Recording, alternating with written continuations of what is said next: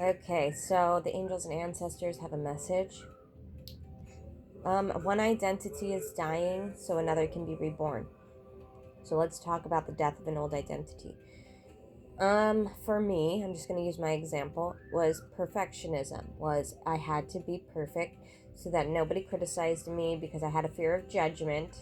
So, and also I was an empath, so that led to, not wanting to have to deal with other people's emotions. It was just easier if everything was balanced and smooth and perfect. I realized later that this was coming from a place of trauma, that this was not who I truly was. This is the people pleaser, the one that needed validation, that never got that as a child, the one that had to grow to be the emotional support system of a parental figure because they were unstable themselves and they did not know how to regulate their emotions, and I became the emotional regulator. And because of this, I learned to do it in all my relationships, and I realized that I was not giving back to myself because I was giving too much to others, and I had to allow this part of me to die, and the habits that were created from this version of me, overachieving, overperforming.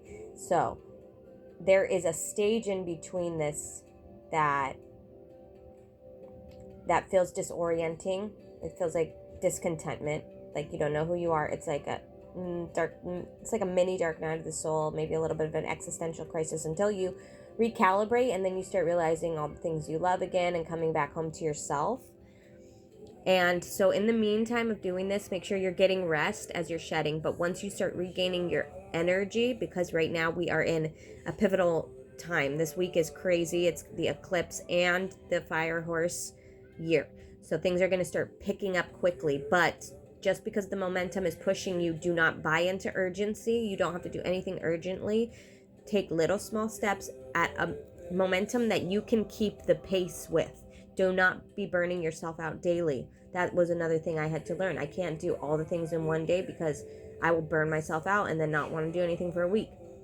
Be very balanced in your routine and allowing yourself to be able to stand on your own 2 feet independently. And also, sometimes I feel like we want these little wins until we realize like these little wins aren't actually making us happy because there's something deeper we need to be doing.